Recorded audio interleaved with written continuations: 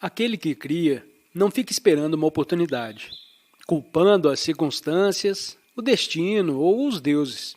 Ele agarra as oportunidades ou as cria com a varinha mágica de sua vontade, de seu esforço e de seu discernimento inquiridor. Antes de dedicar-se a encargos importantes, sente-se quieto, acalme os sentidos e os pensamentos e medite profundamente. Você será, então, guiado pelo grande poder criativo do Espírito. Seja o que for que você deseje fazer, pense nisso até que esteja completamente absorto nessa ideia. Pense, pense, pense e planeje. Aí, então, espere certo tempo. Não faça nada de repente. Dê um passo e pense mais. Algo em você lhe diz o que fazer. Faça isso e pense um pouco mais. Uma nova orientação virá. Aprendendo a mergulhar fundo no seu interior, você unirá sua consciência com a superconsciência da alma, de modo que, com infinita força de vontade, paciência e intuição, você poderá desenvolver essas ideias embrionárias de êxito. Tão logo tenha um pensamento correto, trabalhe nele. Algumas pessoas têm uma boa ideia, mas não têm tenacidade suficiente para concebê-la completamente e colocá-la em prática. Você tem de ter coragem e perseverança e pensar: verei minha ideia realizada. É possível que eu não tenha êxito nesta vida, mas farei o esforço. Pense e haja. Pense e haja. Essa é a maneira de desenvolver o seu poder mental. Cada ideia é como uma pequena semente, mas é preciso cultivá-la. Muitas pessoas tentam realizar alguma coisa no domínio do pensamento, mas desistem quando surgem as dificuldades. Só as pessoas que visualizaram seus pensamentos com muita intensidade é que foram capazes de manifestá-los na realidade. A imaginação, o poder de imaginar ou visualizar, é um fator muito importante no pensamento criador. Mas a imaginação precisa amadurecer e transformar-se em convicção. Não se pode conseguir isso sem uma vontade forte, mas você deve imaginar algo com todo o poder de sua vontade. A imaginação se converterá em convicção. E quando for capaz de sustentar essa convicção contra todos os obstáculos, ela se tornará realidade. Faça desenhos mentais de pequenas coisas e leve-os adiante, fazendo com que se materializem, até que seus grandes sonhos também se realizem. Os homens que têm êxito são aqueles com previsão suficientemente forte para produzir, em suas mentes, imagens indeléveis daquilo que desejavam construir ou produzir nesta terra. Apoiados pelo agente financeiro de sua habilidade criativa, empregam a força de vontade como empreiteiro, a atenção minuciosa como carpinteiros e a paciência mental como a necessária mão de obra para materializar, na vida real, o resultado ou o objeto desejado. Sempre que desejar criar alguma coisa, não confie em fontes externas. Aprofunde-se e procure a fonte infinita. Todos os métodos de êxito empresarial, todas as invenções, todas as vibrações musicais, todos os pensamentos inspiradores e obras escritas estão registrados nos anais de Deus. Trabalhe no progresso de suas relações com Deus. Isto é a parte mais importante de todo o pensar criativamente. O homem mais sábio é aquele que procura Deus. O mais bem-sucedido é aquele que encontrou Deus. O êxito não é uma questão simples. Não pode ser avaliado apenas pela quantidade de dinheiro e bens materiais que você possua. O significado do êxito é muito mais profundo. Só pode ser determinado na medida em que sua paz interior e seu controle mental o tornam capaz de ter felicidade em quaisquer circunstâncias. Esse é o verdadeiro êxito.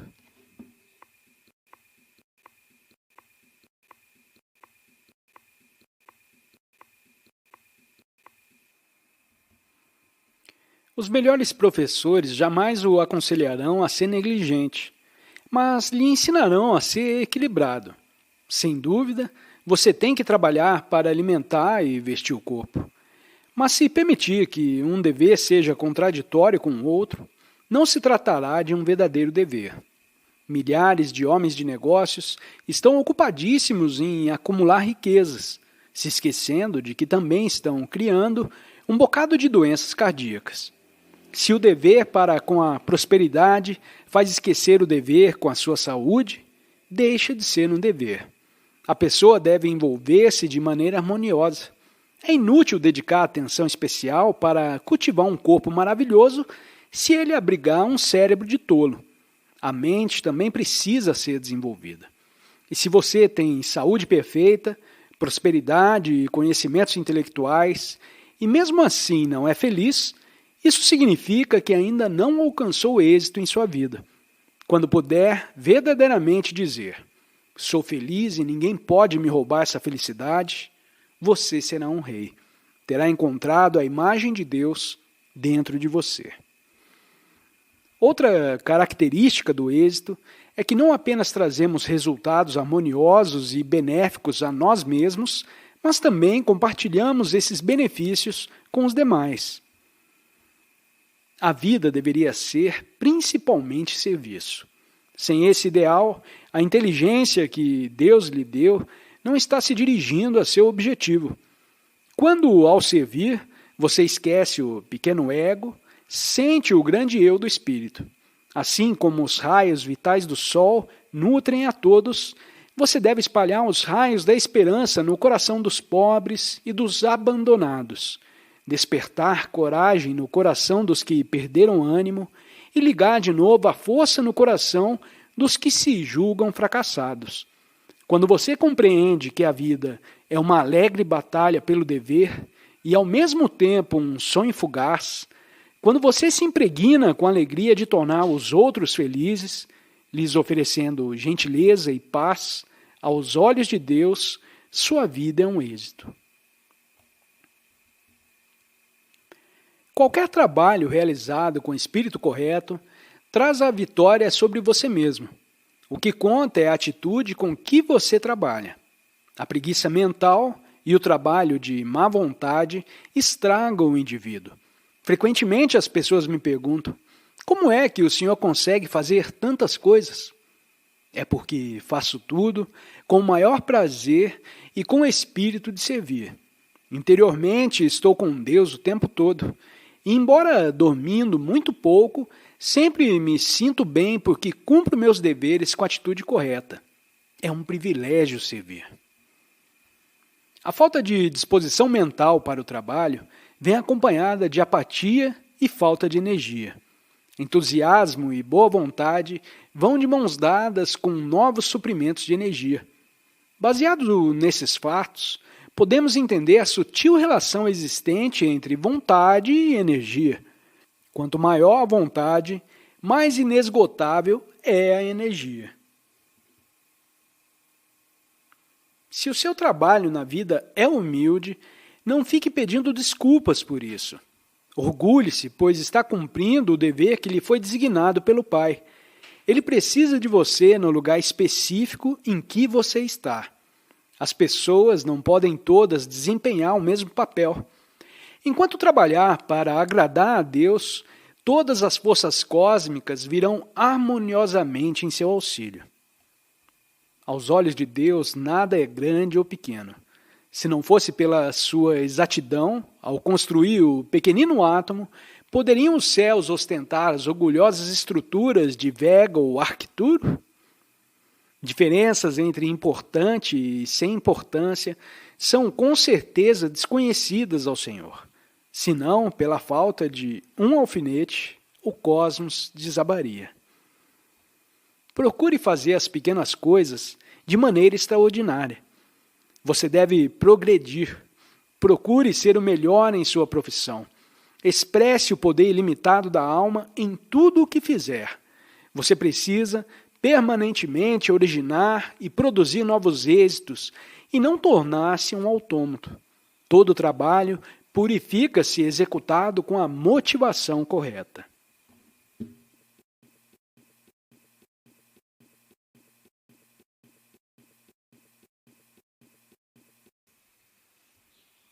Se o seu trabalho na vida é humilde, não fique pedindo desculpas por isso. Se orgulhe, pois está cumprindo o dever que lhe foi designado pelo Pai. Ele precisa de você no lugar específico em que você está. As pessoas não podem todas desempenhar o mesmo papel. Enquanto trabalhar para agradar a Deus, todas as forças cósmicas virão harmoniosamente em seu auxílio. Aos olhos de Deus, nada é grande ou pequeno. Se não fosse pela sua exatidão, ao construir o pequenino átomo, poderiam os céus ostentar as orgulhosas estruturas de Vega ou Arcturo? Diferenças entre importante e sem importância são, com certeza, desconhecidas ao Senhor. Senão, pela falta de um alfinete, o cosmos desabaria. Procure fazer as pequenas coisas de maneira extraordinária. Você deve progredir. Procure ser o melhor em sua profissão. Expresse o poder ilimitado da alma em tudo o que fizer. Você precisa, permanentemente, originar e produzir novos êxitos e não tornar-se um autômato. Todo trabalho purifica se executado com a motivação correta. Devemos tratar do nosso próximo problema ou do nosso próximo dever com nossa energia concentrada e executá-la com perfeição. Essa deveria ser nossa filosofia de vida.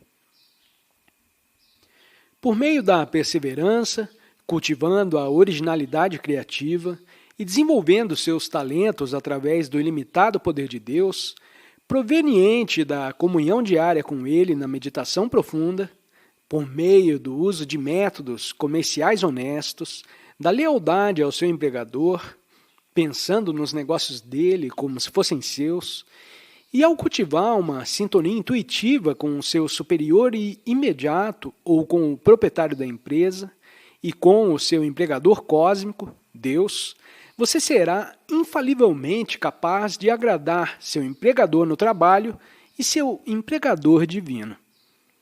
É fácil ficar à toa, desesperançado e, desse modo, desistir de empenhar-se pelo êxito financeiro na vida. É fácil ganhar dinheiro desonestamente quando aparece uma oportunidade. Mas é errado procurar desculpa para não fazer um esforço no sentido de ganhar a vida honradamente. Excepcional é o homem que ganha dinheiro em abundância, de maneira altruísta, honesta e rápida, apenas para Deus e para seu trabalho, e para fazer os outros felizes. Uma atividade desse tipo desenvolve numerosas qualidades superiores de caráter que ajudam a pessoa, tanto no seu caminho espiritual como na vida material. Ganhar dinheiro, honesta e prodigamente, para servir o trabalho de Deus, é a segunda arte suprema, sucedendo apenas à arte de perceber Deus. Responsabilidade, conhecimento organizacional, ordem, liderança e utilidade prática são desenvolvidos no processo de geração do êxito nos negócios e são qualidades necessárias ao crescimento integral do homem. Aqueles que buscam a prosperidade somente para si próprios fatalmente acabarão pobres ou sofrerão de desarmonia mental, mas os que consideram o mundo todo como seu lar e que realmente se preocupam com a prosperidade do grupo ou do mundo e trabalham por ela, encontram a prosperidade individual que lhes cabe de direito. Essa é uma lei certa e secreta. O altruísmo é o princípio que governa a lei da prosperidade.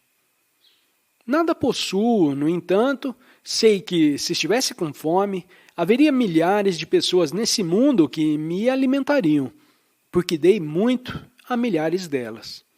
Essa mesma lei funcionaria para quem quer que pensasse, não em si próprio como faminto, mas sim nas outras pessoas que precisam. Todos os dias, faça alguma coisa em benefício dos outros, mesmo que seja algo insignificante. Se você quer amar a Deus, é preciso amar as pessoas. Elas são filhas dele.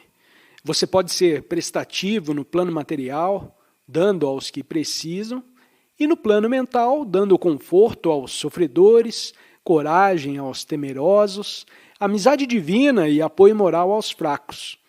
Você também semeia bondade quando desperta nos outros o interesse por Deus e quando cultiva neles um maior amor a Deus, uma fé mais profunda nele. Quando deixar esse mundo, as riquezas materiais ficarão para trás, mas todas as suas boas ações o acompanharão. Pessoas ricas que vivem na avareza e pessoas egoístas que nunca ajudam uns outros não atraem riqueza em sua próxima vida.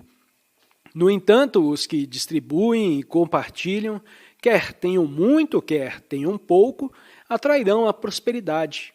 Essa é a lei de Deus.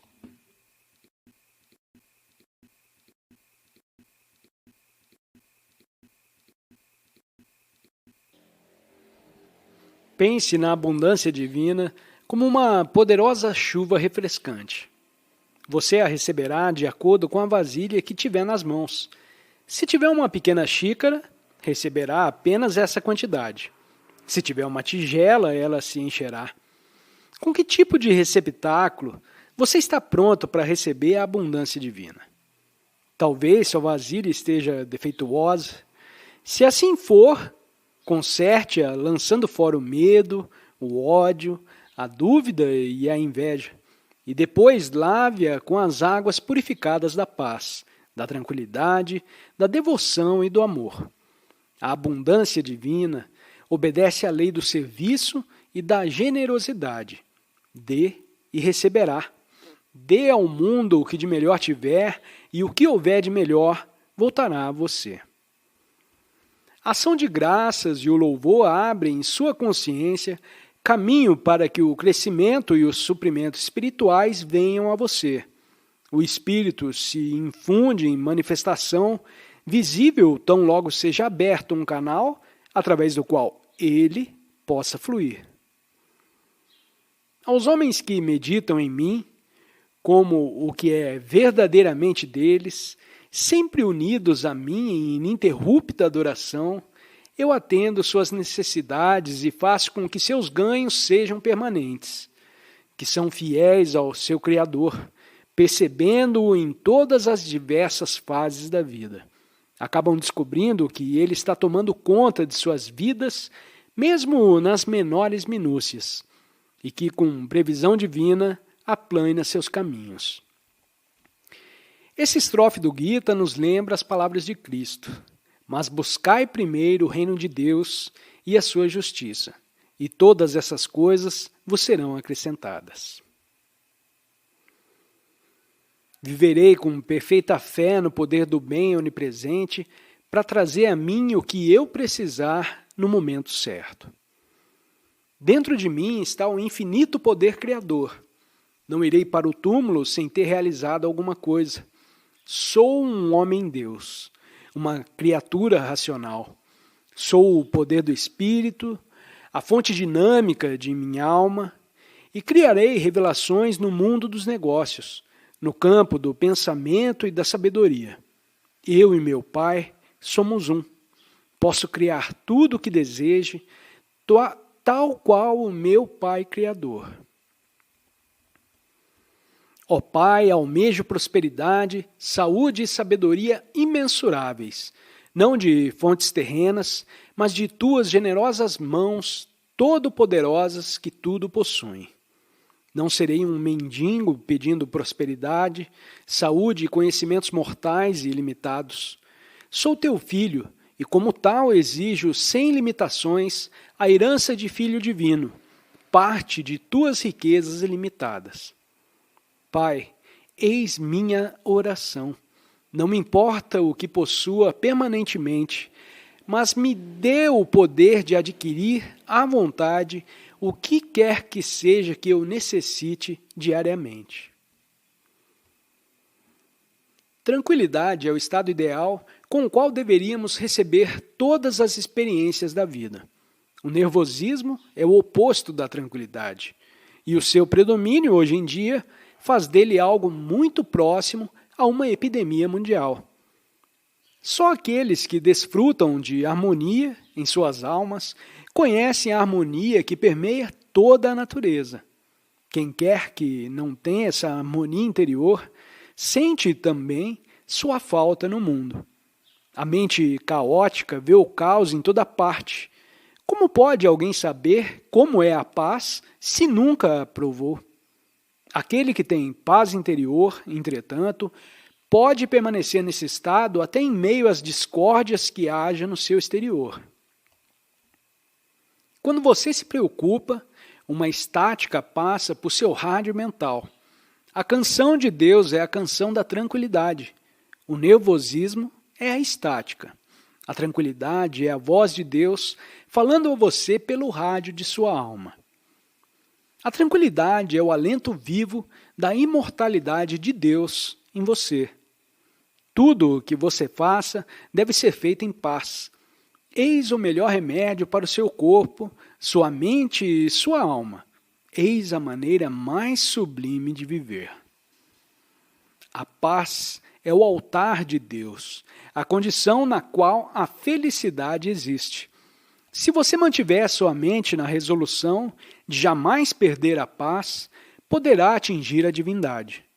Mantenha uma câmara secreta de silêncio dentro de você, onde não deixará entrar mau humor, provações, lutas ou desarmonias. Afaste todo ódio, anseio por vingança e desejos. Nessa câmara de paz, Deus o visitará. Não se pode comprar paz. Você tem que saber como fabricá-la dentro de você, no silêncio de suas práticas diárias de meditação. Devemos modelar nossa vida segundo uma estrutura triangular. Tranquilidade e doçura são os dois lados. A base é a felicidade. Todos os dias lembre-se, sou um príncipe de paz, sentado no trono do equilíbrio, dirigindo meu reino de atividades.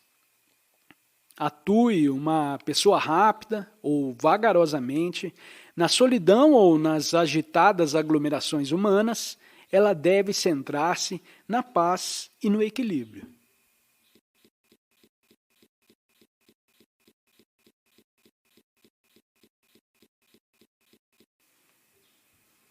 Aquele que é naturalmente calmo não perde seu sentido de raciocínio, de justiça ou de humor, sejam quais forem as circunstâncias. Ele não envenena os tecidos de seu corpo com ira ou temor, que afetam a circulação de maneira adversa. É fato comprovado que o leite da mãe enraivecida pode ter efeitos perniciosos em seu filho. Que prova mais contundente poderíamos querer de que emoções violentas acabam por reduzir o corpo a uma ruína ignominiosa?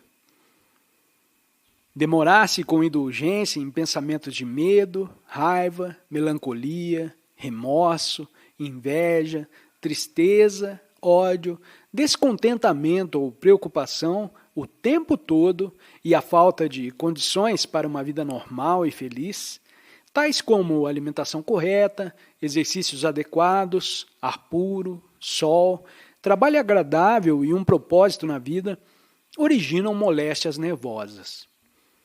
Se ligarmos uma lâmpada de 120 volts numa linha de 2.000 volts, ela se queimará imediatamente.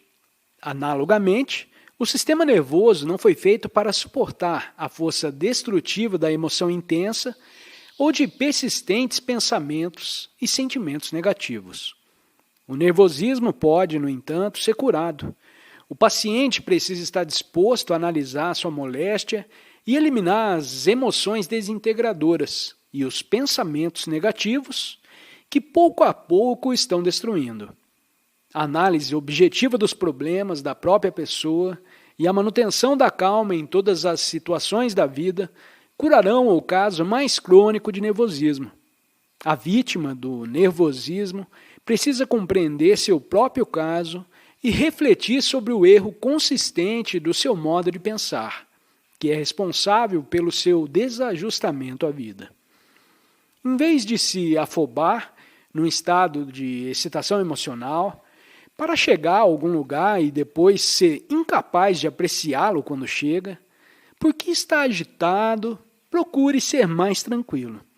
Tão logo sua mente se torne requieta, lhe dê um safanão com sua vontade e lhe ordene que se acalme.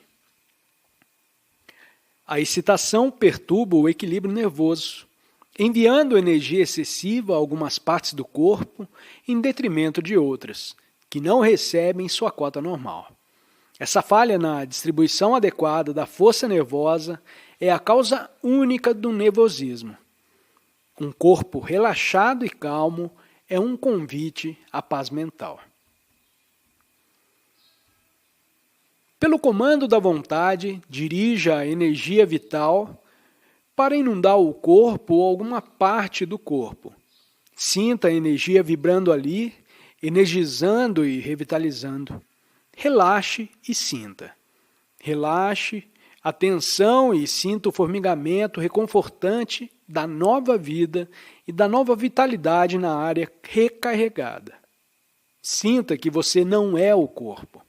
Você é essa vida que sustém o corpo. Sinta a paz, a liberdade, o crescente despertar de consciência que vem com a calma produzida pela prática dessa técnica.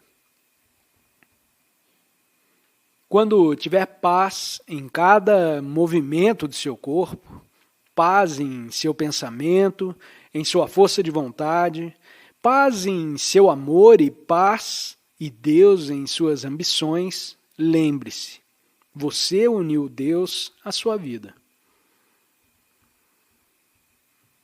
Embora a vida pareça caprichosa, incerta e cheia de problemas de toda ordem, ainda assim estamos sempre sob a proteção amorosa e orientadora de Deus.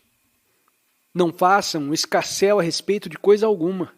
Lembre-se de que sempre que você se preocupa, está aprofundando a ilusão cósmica dentro de você. O medo de fracassar ou de ficar doente se cultiva remoendo esses pensamentos na mente consciente até fincarem raízes no subconsciente e, por fim, na superconsciência. Em seguida, os temores arraigados, superconsciente e subconscientemente, começam a germinar e a preencher a mente consciente com as plantas do medo, que não são tão fáceis de destruir quanto teriam sido os pensamentos originais. Afinal, essas plantas produzem frutos venenosos que cheiram à morte. Arranque-os de dentro de você, concentrando-se poderosamente na coragem e desloque sua consciência para a absoluta paz de Deus em seu interior.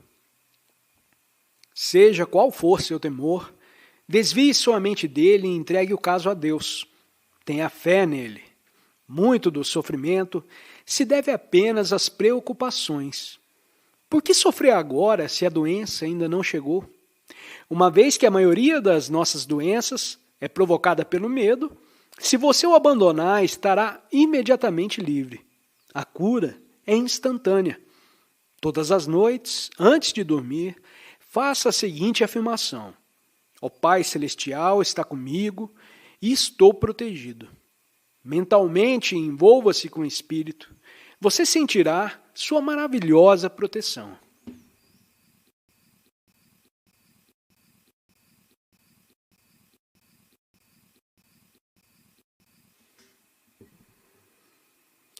Enquanto mantiver sua consciência em Deus, você jamais sentirá medo.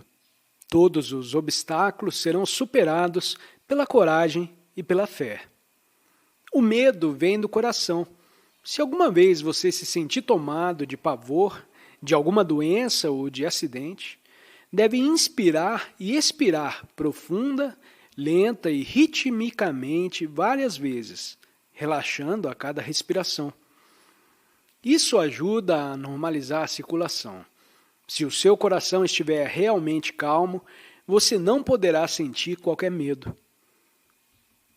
Nosso problema é que, em vez de vivermos só no presente, tentamos viver no passado e no futuro ao mesmo tempo. Essas cargas são pesadas demais para a mente. Por isso devemos restringi-las. O passado já se foi. Por que continuar a carregá-lo na mente? Deixe que ela cuide de seus fardos, um de cada vez. O cisne come apenas os sólidos contidos no líquido que ele filtra em seu bico. Da mesma forma, deveríamos nos lembrar apenas das lições que aprendemos no passado e esquecer os detalhes inúteis. Isso aliviará muito a mente. Quando temos coisas demais para fazer ao mesmo tempo, nos desencorajamos. Em vez de se preocupar com o que tem de ser feito, diga simplesmente: essa hora é minha, farei o melhor que puder. O relógio não percorre 24 horas em 1 minuto, e você também não pode fazer em 1 hora o que faria em 24. Viva cada momento presente e de maneira intensa, e o futuro cuidará de si mesmo. Aprecie plenamente a maravilha e a beleza de cada instante. Pratique a presença da paz. Quanto mais o fizer, mais sentirá a presença desse poder em sua vida.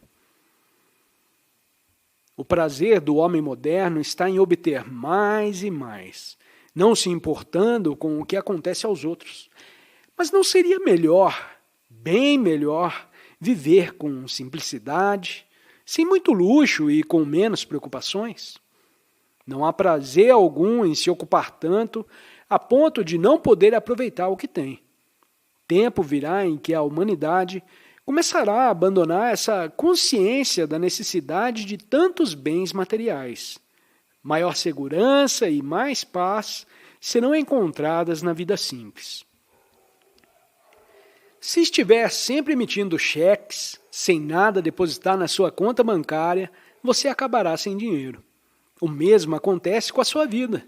Sem depósitos regulares de paz na conta da vida, irá lhe faltar vigor, tranquilidade e felicidade. Finalmente, você será levado à falência emocional, mental, física e espiritualmente. Porém, a comunhão diária com Deus reabastecerá permanentemente seu saldo bancário interno. Não importa quão ocupados estejamos, não nos devemos esquecer de libertar nossas mentes, de vez em quando, completamente das preocupações e de todos os afazeres. Durante 1 minuto de cada vez, tente afastar pensamentos negativos, fixando a mente na paz interna, especialmente se estiver preocupado. Depois, tente permanecer durante vários minutos com a mente calma. Em seguida, pense em algum incidente feliz, mantenha o pensamento nele, visualize-o. Reviva mentalmente alguma experiência agradável repetidas vezes, até que tenha esquecido inteiramente suas preocupações. Quando acossada por tribulações mentais esmagadoras ou por preocupações, a pessoa deve tentar dormir. Se puder fazê-lo, descobrirá ao acordar que houve um alívio na tensão mental e que a preocupação afrouxou suas garras. Nessas horas, precisamos nos lembrar de que, mesmo que morramos, a Terra continuará a seguir em sua órbita e os negócios continuarão sendo feitos como de costume. Portanto, por que se preocupar? A vida é divertida quando não a levamos muito a sério. Uma boa gargalhada é um excelente remédio para as enfermidades humanas. Uma das melhores características do povo americano é a sua capacidade de rir. Ser capaz de rir da vida é maravilhoso. Isso meu mestre me ensinou. No início de meu treinamento espiritual em seu eremitério, eu andava sempre com uma expressão solene e nunca sorria. Um dia, meu mestre fez uma observação certeira. O que é isso? Você por acaso está numa cerimônia fúnebre? Não sabe que encontrar Deus significa o funeral de todas as tristezas? Então por que está tão sombrio? Não leve essa vida demasiadamente a sério. Sabendo que é um filho de Deus, tome a decisão de manter-se calmo, não importa o que aconteça. Se a sua mente está completamente identificada com suas atividades, você não pode estar consciente do Senhor. Mas se estiver tranquilo e internamente receptivo a Ele, enquanto desempenha uma atividade externa, você estará sendo ativo da maneira certa.